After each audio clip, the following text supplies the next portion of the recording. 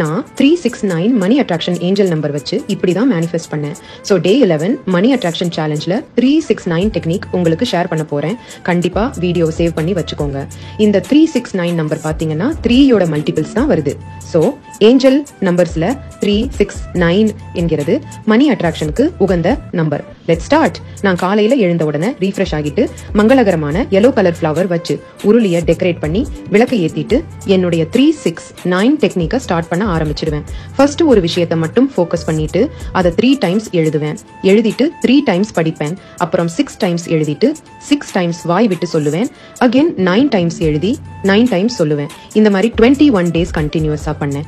ஒரே எண்ணத்தோட பண்ணுங்க, ஒரே விஷயத்துக்காக பண்ணுங்க. நம்மளுக்கு தேவைகள் நிறைய இருக்கலாம், ஆனா ஒன்னு ஸ்டார்ட் பண்ணி அதுல மட்டும் தான் ஃபோக்கஸ்டா இருக்கணும்.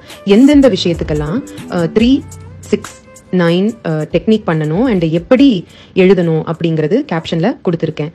பார்த்துட்டு இன்னைக்கே ஸ்டார்ட் பண்ணிடுங்க.